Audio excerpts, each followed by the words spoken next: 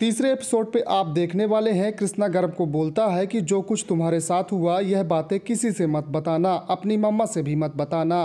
तभी वहाँ प्रतिज्ञा आ जाती है और कहती है बाप बेटे में क्या बातें हो रही हैं और मुझसे क्या छुपाया जा रहा है। तब कृष्णा बहाना बताते हुए बोलता है कि बाप बेटे की भी कुछ प्राइवेसी होती है, हम आपको नहीं बता सकते।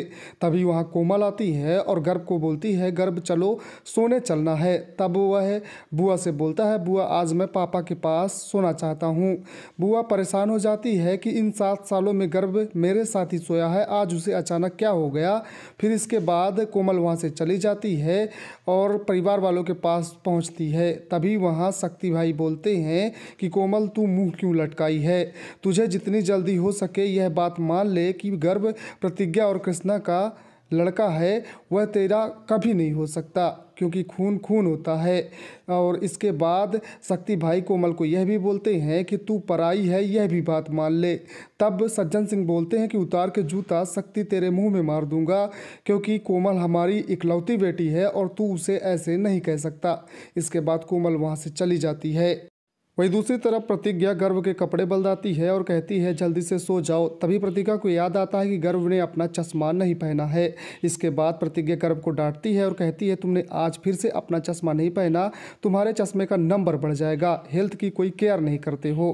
तभी वहाँ पर कृष्णा आ जाता है और कहता है कि बाबू डांटो मत, और वह गर्व को लेकर बिस्तर पर चला जाता है। इसके बाद कृष्णा प्रतिज्ञा को बोलता है कि बलवंत त्यागी वाले केस का क्या हुआ। तब प्रतिज्ञा बोलती है जांच चल रही है, लेकिन मैं इतना कह सकती हूँ कि वह केस मर्डर का है। इसके बाद कृष्णा बोलता है ना कोई सबूत ना कोई गवाह, तुम ऐसे कैसे मर्डर का केस कह सकती हो। तब प्रतिज्ञा बोलती है खूनी कितना भी सातिर क्यों ना हो, वह कोई ना कोई सबूत जरूर छोड़ा होगा। तभी कृष्णा के मन में एक ख्याल आता है कि लगता है गर्व का चश्मा उसी जगह पर गिर गया है। इसके बाद प्रतिज्ञा कृष्णा और गर्व सो जाते हैं। ज़्यादा रात हो जाने के बाद कृष्णा उठता है और उसी जगह जाता है जहां एक्सीडेंट हुआ था गर्भ का चश्मा ढूंढने के लिए। जैसे ही कृष्णा वहां पहुंचता है तो देखता है कि बलवंत त्यागी और उसका भाई पहले से वहां मौजूद है और वह आपस में बात कर रहे हैं कि जिसने भी मेरे बच्चे को तड़पा तड़पा के मारा है उसका और उसके पूरे परिवार का हम लोग बुरा हाल करेंगे और उसके पूरे खानदान का नाश कर देंगे। कृष्णा यह सुनकर थोड़ा सा हैरान हो जाता है। कुछ देर बाद कृष्णा बलवंत त्यागी के सामने पहुंचता है और उनसे बातचीत करता है। कृष्णा उनसे बोलता है कि आप बलवंत त्यागी हैं ना, आपके साथ जो कुछ भी हुआ बहुत बुरा हुआ, यह सब नहीं होना चाहिए था। तब बलवंत त्यागी कृष्णा को बोलता है कि अब तुम्हारे प्रयागराज में खून की नदियां बहने वाली हैं, यहाँ खून की होली खेली जाएगी क्योंकि दुश्मन ने बलवंत त्यागी पर हाथ डाला है, उसके बेटे को बेरहमी से मारा है। तभी कृष्णा की नज़र बलवंत त्यागी के पैर की तरफ पड़ती है और देखता है कि गर्व का चश्मा उसके पैर के नीचे पड़ा है।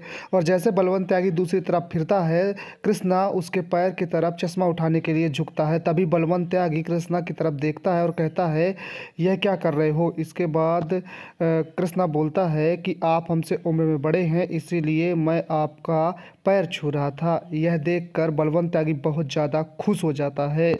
वहीं दूसरी तरफ घर में प्रतिज्ञा की नींद खुल जाती है और देखती है कि कृष्णा घर पे नहीं है और वह बहुत ज़्यादा परेशान हो जाती है कि आखिर इतनी रात कृष्णा गया तो गया कहाँ।